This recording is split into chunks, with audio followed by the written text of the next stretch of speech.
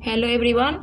आज मैं इस कल मैं क्या लेकर के आई थी, फिजिक्स के क्लास 10 के VVI क्वेश्चन लघु उत्तरीय लेकर के आई थी और दीर्घ उत्तरीय। आज हम बायो के क्वेश्चन लेकर के आए हैं, आपका साइंस का बायो क्वेश्चन लेकर के आए हैं। क्लास 10 का ही VVI इंपॉर्टेंट क्वेश्चन है। और देखिए दीर्घ उत्तरीय में सब क्वेश्चन आपके लिए बहुत इंपॉर्टेंट है।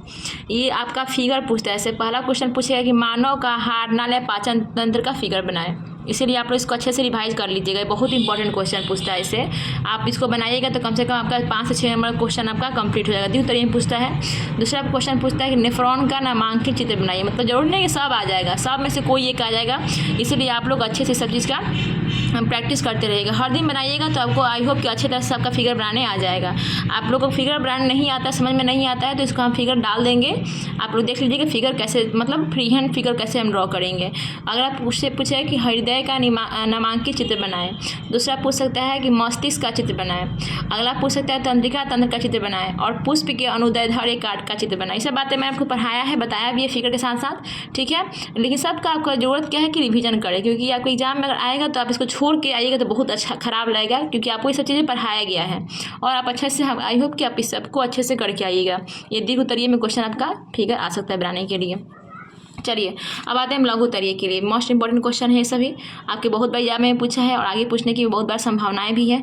चलिए पहला क्वेश्चन क्या है, जैव प्रक्रम किसे कहते हैं? तो क्या इसका आंसर होगा, वे सारी क्रियाएं जिनके द्वारा जीवों का अनुरक्षण होता है क्या कहलाती है? जैव प्रक्रम कहलाती है। जैसे जीवों का अनुरक्षण किसके लिए होता है, कैसे होता है? पोषण, श्वसन, परिवहन, उत्सर्जन। आप लोग कमेंट करके बताइएगा क्या जैव प्रक्रम के लिए जनन जरूरी है? मतलब लोग जनन करेगा तभी जैव प्रक्रम की प्रक्रिया हो सकती है, तो नहीं हो सकती है। तो नहीं, क्या लिखिएगा, जैव प्रक्रम में जनन का कोई रोल नहीं होता है। आपके लिए पोषण चाहिए, श्वसन चाहिए, परिवहन चाहिए और उत्सर्जन चाहिए, ठीक है। बाकी जनन का कोई इसमें अहम हिस्सा नहीं होता है। आगे बढ़ते हैं हम। पोषण से आप क्या समझते हैं? यह कितने प्रकार के होते हैं? तो वह विधि जिसके द्वारा जीव पोषक तत्वों को ग्रहण कर उसका उपयोग करते हैं उसे क्या कहते हैं? हम पोषण कहते हैं। पोषण कितने प्रकार के होते हैं? 2 प्रकार के, स्वपोषण, परपोषण।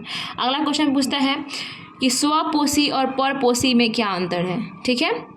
तो इसमें क्या लिखेंगे, ऐसे जीव जो अपने भोजन के लिए अन्य जीवों पर निर्भर न रह करके अपना भोजन स्वयं संश्लेषित करते हैं, क्या कहलाते हैं? स्वपोषी कहलाते हैं। जैसे कि पेड़ पौधे, शैवाल इत्यादि, ठीक है, जो अपना भोजन सूर्य के प्रकाश से बनाते हैं उसे क्या बोलेंगे? हम स्वपोषी कहेंगे। आगे बढ़ते हैं। अगला क्वेश्चन क्या है, ऐसा जीव जो अपना भोजन स्वयं संश्लेषित नहीं करते हैं बल्कि किसी न किसी रूप में अपने भोजन के लिए अन्य जीवों पर आश्रित रहते हैं उसे क्या कहते हैं? हम परपोषी कहते हैं। परपोषी में क्या आएगा एग्जाम्पल में? मनुष्य और अमर में लाएंगे। अगला क्वेश्चन की तरफ मूव करते हैं हम। प्रकाश संश्लेषण किसे कहते हैं? इसके लिए समीकरण लिखिए। मैंने बहुत बार आप लोग को समझाया भी है और आपको बताया भी है कि क्वेश्चन बहुत बार एग्जाम में पूछा है और आगे भी पूछेगा।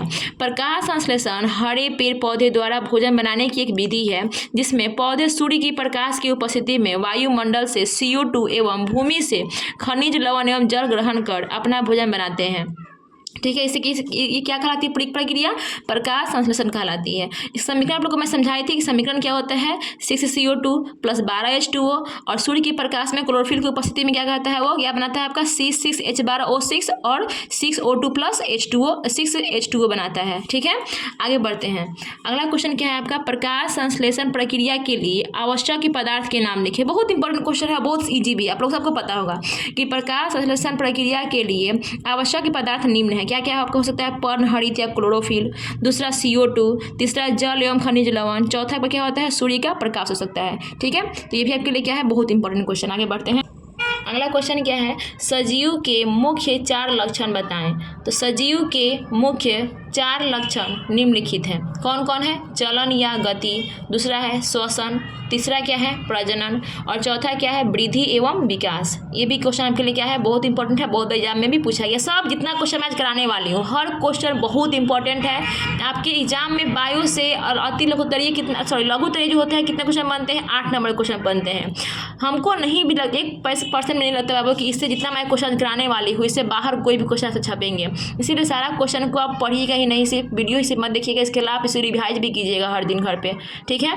तो कोई वस्तु सजीव है इसका निर्धारण करने के लिए हम किस मापदंड का प्रयोग करेंगे? तो इसका क्या करेंगे हम, यदि कोई वस्तु सजीव है तो उसमें सजीवों के लक्षण जैसे पोषण, वृद्धि, श्वसन, उत्सर्जन, जनन इत्यादि इत्यादि क्या है आपका मापदंड के लिए हम प्रयोग करेंगे। आगे क्वेश्चन बढ़ते हैं हम। प्रकाश संश्लेषण के लिए आवश्यक कच्ची सामग्री पौधा कहाँ से प्राप्त करता है। मतलब जो प्रकाश संश्लेषण की प्रक्रिया होती है उसमें जो पौधे होते हैं वो अपनी सभी सामग्री कहाँ से प्राप्त करते हैं। तो प्रकाश संश्लेषण के लिए पौधे CO2 वायुमंडल से प्राप्त करते हैं, जल जड़ द्वारा मिट्टी से, तथा प्रकाश को सूर्य से प्राप्त करते हैं। पौधों की पत्तियों में क्लोरोफिल विद्यमान रहता है। एक क्लोरोफिल जो ही होता है जो पौधों में अपना खुद का होता है, बाकी वो कहाँ से वातावरण से आपका वायुमंडल लेता है, जल लेता है आपका, उसके बाद क्या लेता है आपका सूर्य का प्रकाश लेता है। ठीक है, उसके पास खुद का क्या होता है आपका क्लोरोफिल होता है। आगे बढ़ते हैं हम। मनुष्य में कितने प्रकार के दांत होते हैं, उसके नाम एवं कार्य बताइए। बहुत इंपॉर्टेंट क्वेश्चन है, मैंने बहुत बार चीज़ को बताया है और बहुत लड़का लोग भूल जाता है कि क्या होता है, कैसे होता है, इसका काम क्या है, सब भूल जाता है सब। लेकिन यहाँ मैंने बहुत सिंपल वे में लिखा है कि मनुष्य में 4 प्रकार के दांत होते हैं। कौन कौन? कर्तनक, भेदक, अग्रचौर्णक और चौर्णक। Incisor, canine, premolar, molar. देखिए कर्तनक का काम क्या है आपका, इंसीजर का काम क्या है, कुतरने या फिर काटने का काम। केनाइन का काम क्या है, चीरने और फाड़ने का काम। प्रीमोलर का काम क्या है, चबाने का काम। और मोलर का काम क्या है, चबाने और पीसने का काम। ठीक है, ये आपका क्वेश्चन आपका हुआ, जो क्वेश्चन पूछा है मैंने उसका जवाब दिया। आगे बढ़ते हैं। अगला क्वेश्चन है कि हमारे अमाशय में अम्ल की भूमिका क्या है। ये बहुत इंपॉर्टेंट क्वेश्चन है, मैंने बताया है। अमाशय में जठर ग्रंथि से HCl अम्ल का स्राव होता है, ये बात पता है आपको। यह अम्ल निष्क्रिय पेप्सिनोजेन को सक्रिय पेप्सिन नामक एंजाइम में परिवर्तित करता है, जो भोजन के प्रोटीन पर प्रक्रिया कर उसे पेप्टोन में बदल देती है। यह एक जीवाणुनाशक की तरह कार्य करता है, यानी कि यह कीटाणुओं को मारने का काम करता है। कौन? HCl जो होता है वो कीटाणुओं को मारने का काम करता है तथा भोजन में उपस्थित बैक्टीरिया को नष्ट कर देता है। ठीक है, अगला क्वेश्चन की तरफ बढ़ते हैं। पीत क्या है? मनुष्य के पाचन में इसका क्या महत्व है। तो देखिए पीत जो होता है ना बाबू, वो कैसा होता है, गाढ़ा हरे रंग का क्षारीय द्रव होता है, अम्लीय नहीं होता। कैसा होता है, क्षारीय होता है। जो HCl आपका जो होता है वो अम्लीय होता है, लेकिन पीत क्या होता है आपका क्षारीय द्रव होता है, जिसका pH मान कितना होता है, 8.9 होता है, जो यकृत से स्रावित होता है। पीत कहाँ स्रावित होता है, यकृत से। मनुष्य के पाचन क्रिया में महत्व, इसका क्या महत्व है पीत का, तो लिखेंगे पीत अम्लीय कायम को, जो भी आपका आमाशय में जो आपका भोजन होता है वो किस रूप में होता है, कायम के रूप में। तो पीत अम्लीय कायम को समाप्त कर क्षारीय बना देता है। ठीक है, जब क्षारीय बनाएगा तभी आपका भोजन कहाँ जाएगा, छोटी आंत में जाएगा। पीत के लवणों मतलब बाइल साल्ट जैसे सोडियम ग्लाइकोलेट तथा सोडियम टाटोकोलेट भोजन के जलीय वसा का विखंडन तथा पायसीकरण यानी कि इमल्सिफिकेशन कर देते हैं, जिससे भोजन के वसा का पाचन होता है। ठीक है, आई होप ये आपको बहुत अच्छा समझ में आया होगा। आपको एग्जाम में भी आएगा तो अच्छे से आप लिख कर के आओगे। ठीक है, अगला क्वेश्चन की तरफ मूव करते हैं। पाचक एंजाइम का कार्य क्या है। पाचक एंजाइम भोजन के विभिन्न पोषक तत्वों को जटिल रूप से सरल रूप में बदलकर घुलनशील बनाता है, ताकि इसका आसानी से पाचन हो सके। उदाहरण के लिए क्या क्या होता है बाबू, कार्बोहाइड्रेट का माल्टोज में बदलना। ठीक है, अगला क्वेश्चन की तरफ चलते हैं हम। क्या है, श्वसन की परिभाषा दे। श्वसन एक ऐसी प्रक्रिया है जिसमें वातावरण से ऑक्सीजन ग्रहण कर शरीर की कोशिकाओं में पहुँचाया जाता है, जहाँ ऑक्सीजन ग्लूकोज का ऑक्सीकरण कर CO2 H2O तथा ऊर्जा का निर्माण करता है। ठीक है, ये क्या है आपका श्वसन की परिभाषा है। इसको मैंने भी बहुत अच्छे से लिखवाया है और ये भी आपको जो लिखवाया है भी बहुत अच्छा है आपका परिभाषा। अगला क्वेश्चन की तरफ चलते हैं कि श्वसन कितने प्रकार के होते हैं। तो श्वसन कितने प्रकार के होते हैं बाबू, 2 प्रकार के, वायवीय श्वसन और अवायवीय श्वसन। ये पहला क्वेश्चन बन गया। दूसरा क्वेश्चन ये बन सकता है कि वायवीय श्वसन और अवायवीय श्वसन में क्या अंतर है। तो वायवीय श्वसन में क्या होता है, वायु श्वसन O2 की उपस्थिति में होता है, जबकि अवायवीय श्वसन O2 की अनुपस्थिति में होता है। वायवीय श्वसन यह 2 चरणों में पूर्ण होता है। इसका प्रथम चरण जो होता है क्या होता है, कोशिका द्रव में, और दूसरा चरण क्या होता है आपका माइटोकॉन्ड्रिया में पूर्ण होता है, और यह एक ही चरण में पूर्ण होता है। इसमें देखिए 38 ATP ऊर्जा का निर्माण होता है और इसमें 2 ATP ऊर्जा का निर्माण होता है। ये आपका वायवीय और अवायवीय। देखिए जब भी कभी आपके एग्जाम में डिफरेंट लिखने के लिए आए ना, तो कम से कम कितना डिफरेंट लिखिएगा, 3 लिखिएगा। ठीक है, इससे ना कम ना ज़्यादा, मतलब ज़्यादा लिख सकते हैं, इससे कम मत लिखिएगा। 3 आपके लिए क्या है, अच्छा है, 3 कम से कम आपको लिखना है। आगे बढ़ते हैं, ये भी क्वेश्चन बहुत इंपॉर्टेंट है। जितना भी क्वेश्चन मैं बता रही हूँ सब बहुत भी बहुत इंपॉर्टेंट है, वेरी इंपॉर्टेंट है, ठीक है। अब देखिए, मछली, मच्छर, केचुआ तथा मनुष्य के मुख्य श्वसन अंग के नाम लिखे। आपको बताया है हम कि मछली का मुख्य श्वसन अंग क्या है, गिल्स या क्लोम। मच्छर क्या होगा, ट्राइकिया। केचुआ क्या होगा, त्वचा। मनुष्य का क्या होता है, फेफड़ा। ये मत लिख के मार के आ जाएगा कि मनुष्य का श्वसन अंग नाक होता है, नाक नहीं होता है, नाक एक रास्ता होता है, लेकिन मनुष्य श्वसन कहाँ से करता है, फेफड़ा के द्वारा, ठीक है। आगे बढ़ते हैं, चलिए अगला क्वेश्चन की तरफ मूव करते हैं। श्वसन एवं दहन में कोई 2 अंतर लिखे। बहुत क्वेश्चन पूछता है, बहुत बार पूछा हुआ है, आगे पूछेगा, पूछता रहेगा, हमेशा पूछता है ये। श्वसन एक जैव रासायनिक क्रिया है। इसमें पदार्थों का धीमी गति से ऑक्सीकरण होता है। अगला है, इस क्रिया में निकली ऊर्जा एटीपी के रूप में संचित रहती है। और उसमें तीसरा लिखेंगे, यह एक नियंत्रित क्रिया है तथा कम ताप पर होती है। कौन से, श्वसन। आगे पढ़ते हैं दहन के बारे में। यह एक अजैविक क्रिया है। इसमें तीव्र गति से ऑक्सीकरण होता है। इस क्रिया में ऊर्जा प्रकाश एवं ताप के रूप में निकलती है, ठीक है। ये आपको लिख लोगे अच्छे से। चलिए आगे बढ़ते हैं हम। किण्वन क्या है, इसका समीकरण लिखें। इसका समीकरण आप लोग को कमेंट में लिख के बताना है हमको, इसका हमने लिखा नहीं है, आपको कमेंट में लिख करके बताना है कि इसका समीकरण क्या होता है। किण्वन एक जैव रासायनिक क्रिया है। इसमें जटिल कार्बनिक यौगिक सूक्ष्म सजीवों की सहायता से सरल कार्बनिक यौगिक में विघटित होते हैं। इस क्रिया में ऑक्सीजन की आवश्यकता नहीं पड़ती है। किण्वन के प्रयोग से अल्कोहल या शराब का निर्माण होता है। ये बहुत इंपॉर्टेंट क्वेश्चन है, बार बार पूछा हुआ है और अब की बार भी संभावना है कि ये क्वेश्चन पूछे, ठीक है। अगला क्वेश्चन है, श्वसन एवं श्वासोच्छ्वास में क्या अंतर है। कोई बच्चा समझ लेता है कि श्वसन जो होता है वही श्वासोच्छ्वास, ऐसा नहीं होता है। श्वसन अलग चीज़ है, आपका श्वासोच्छ्वास क्या होता है, अलग चीज़ होती है। श्वसन क्या है, श्वसन एक ऐसी प्रक्रिया है जिसमें वातावरण से ऑक्सीजन ग्रहण कर शरीर की कोशिकाओं में पहुँचाया जाता है। जहाँ आगे देखते हैं, O2 ग्लूकोज का ऑक्सीकरण कर CO2 H2O एवं ऊर्जा का निर्माण होता है। अगला श्वासोच्छ्वास क्या होता है आपका, श्वासोच्छ्वास मनुष्य में श्वास लेने तथा छोड़ने की प्रक्रिया को श्वासोच्छ्वास कहा जाता है, ठीक है। अगला क्वेश्चन की तरफ बढ़ते हैं। अत्यधिक व्यायाम से होगा यहाँ पे, अत्यधिक व्यायाम से नहीं के ही ठीक था। अत्यधिक व्यायाम के दौरान खिलाड़ी के शरीर में क्रैम्प होने लगता है, क्यों, यानी कि इसमें ऐंठन होता है, दर्द होने लगता है, ऐसा क्यों। तो देखिए, अत्यधिक व्यायाम के दौरान खिलाड़ी के शरीर में ऑक्सीजन तथा पानी का अभाव हो जाता है, जिससे पाइरूवेट का विखंडन लैक्टिक अम्ल में हो जाता है।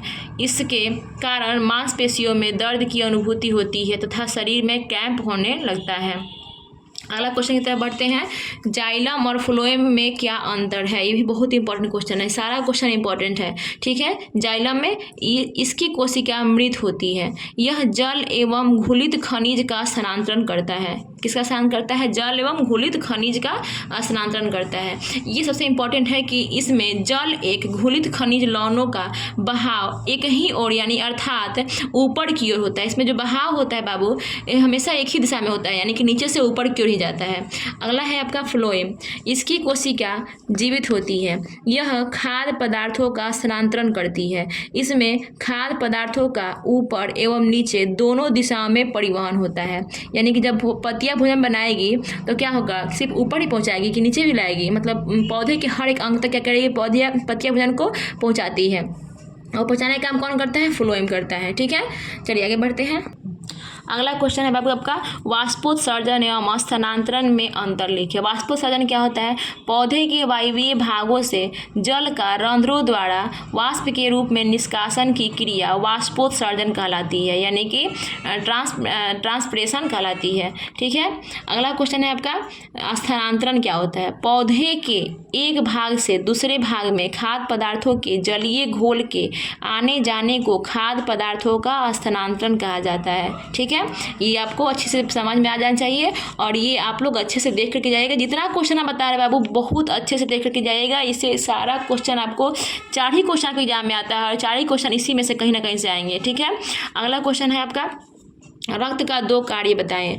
तो रक्त के कितने 2 कार्य निम्नलिखित हो सकते हैं। पहला पोषक पदार्थों के परिवहन, दूसरा क्या होता है आपका शरीर में ऑक्सीजन के परिवहन में मदद करता है क्या आपका रक्त। अगला क्वेश्चन है आपका बाबू ऑक्सी हीमोग्लोबिन क्या है।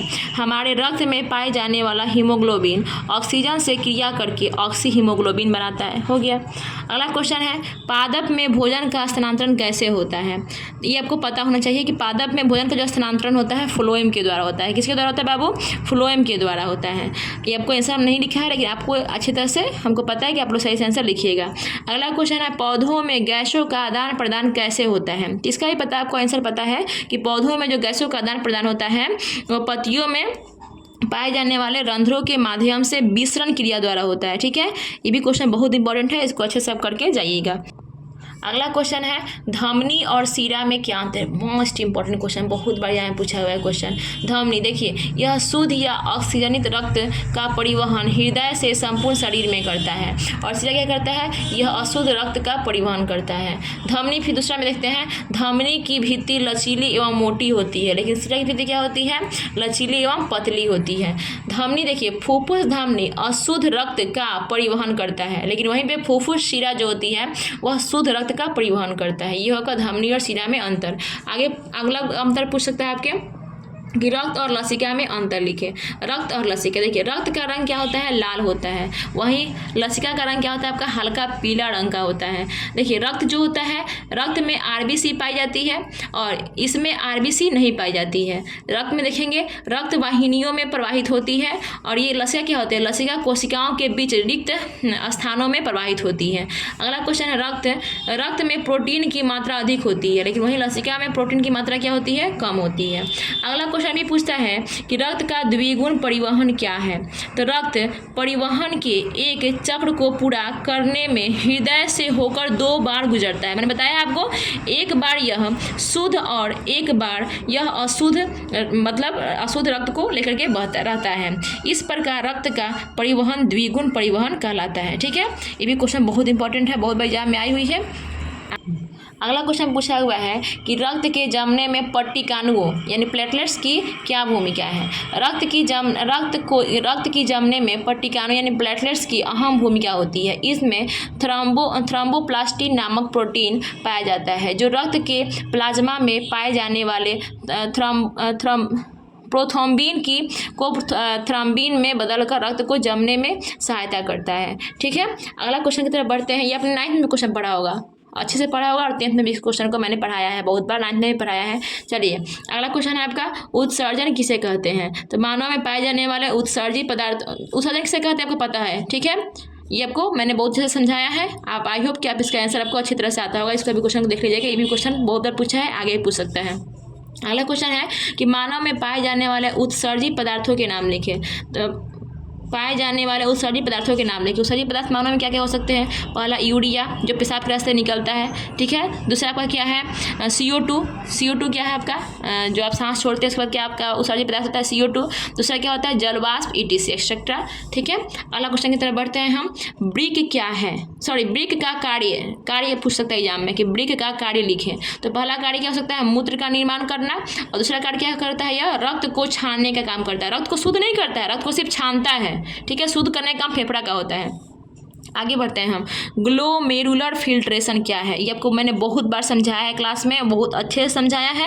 आई होप कि ये क्वेश्चन आपको अच्छी तरह से आती होगी, एग्जाम में भी आएगी तो आप इसको अच्छी तरह से लिख दोगे। क्या है, ग्लोमेरुलर छन्नी की तरह कार्य करता है। ठीक है, रक्त के साथ ग्लोमेरुलस में यूरिया, यूरिक अम्ल, ग्लूकोज, लवण, प्रोटीन इत्यादि सभी आते हैं। इन सभी को छान कर अलग करना ही ग्लोमेरुलर फिल्ट्रेशन कहलाता है। बहुत इंपॉर्टेंट क्वेश्चन है। ठीक है, आगे बढ़ते हैं। मानव मूत्र के, अगला क्वेश्चन क्या है आपका, मानव मूत्र के अवयवों की प्रतिशत मात्रा क्या है। मैंने बताया है आपको कि मानव मूत्र में जल, यूरिया तथा सोडियम क्लोराइड रहते हैं। मानव मूत्र में 96% पानी, 2% यूरिया और 2% अन्य पदार्थ रहते हैं। ठीक है, अगला क्वेश्चन की तरफ बढ़ते हैं। डायलिसिस मशीन किसे कहते हैं। मैंने बताया था कि डायलिसिस क्या होता है।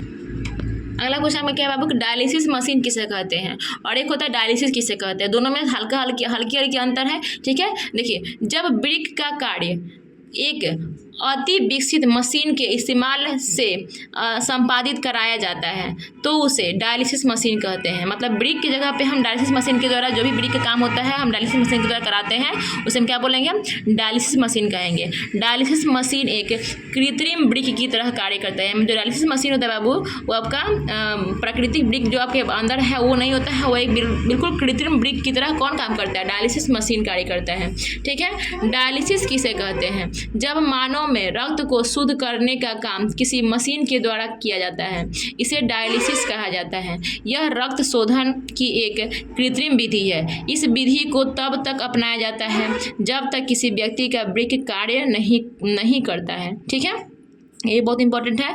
अब बताइए कि स्वस्थ व्यक्ति क्या डायलिसिस करा सकता है? नहीं। यानी कि जिस व्यक्ति को ब्रिक में यानी किडनी में कोई प्रॉब्लम है, किडनी में कोई दिक्कत है, वही व्यक्ति क्या कराता है, डायलिसिस कराता है। ठीक है, ये मत समझ लीजिए कि अच्छा अम्मी जी तो बोली है कि हम डायलिसिस ये चीज़ें होती है, हम डायलिसिस कराना शुरू कर देंगे, तो ये काम नहीं करेंगे। ये किसके लिए होता है, जिसको बीमारी है, किडनी में कोई प्रॉब्लम है, उसके लिए लोग क्या करते हैं, अपने डायलिसिस कराते हैं। कृत्रिम ब्रिक आपका होता है वो। ठीक है, आगे बढ़ते हैं। पौधे अपना उत्सर्जी पदार्थ किस रूप में निष्कासित करते हैं? तो पौधे अपना उत्सर्जी पदार्थ छाल, टेनिन, रेनिन, गोंद एवं लेटेक्स के रूप में निष्कासित करती है। ठीक है, ये बात तो मैंने बहुत बार बताया है आपको, फिर बता दे रही हूँ। ठीक है, ये बहुत अच्छा क्वेश्चन है, सभी क्वेश्चन बहुत अच्छे हैं, ये नहीं सिर्फ बहुत जितने क्वेश्चन मैंने अभी तक करा दिया सभी क्वेश्चन क्या है आपके बहुत अच्छे। चलिए अगला क्वेश्चन की तरफ हम बढ़ते हैं। अगला क्वेश्चन क्या है आपका, तंत्रिका तंत्र के क्या कार्य हैं? तंत्रिका तंत्र के निम्न कार्य हैं। पहला कार्य क्या है, जैविक क्रियाओं का नियंत्रण एवं समन्वय। दूसरा है सोचने समझने में सहायता करना। और तीसरा क्या है, सांस लेना, हृदय स्पंदन आदि क्रियाओं को संपादित करना। क्या है, किसका कार्य बाबू, आपका तंत्रिका तंत्र। इसका फिगर भी आता है एग्जाम में, ध्यान रहे बाबू, तंत्रिका तंत्र और मानव मस्तिष्क। ये सब फिगर आप अच्छे तरह से रिवाइज करके जाइएगा, एग्जाम में क्वेश्चन पूछता ही पूछता है। सब नहीं पूछता, लेकिन सब में से जितना फिगर मैंने ऊपर वहाँ पे दिखाया है वो सब फिगर आप में से आपका कहीं ना कहीं से पूछ सकता है एग्जाम में, इसीलिए आप सबको रिवाइज करके जाइएगा। ठीक है, अगला क्वेश्चन की तरफ हम मूव करते हैं।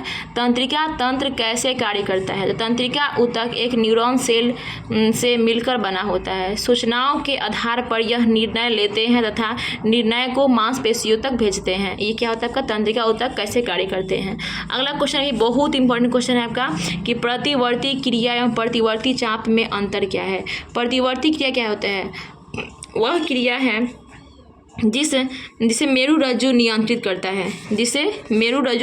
करता है, तथा यह क्रिया हमारी इच्छा से नियंत्रित होती है। इसके विषय में हम सोच नहीं सकते हैं। ठीक है, अगला है आपका सोच नहीं, दो बार लिख दिए हैं हम, सोच नहीं सकते हैं। अगला है आपका प्रतिवर्ती चाप। न्यूरॉनों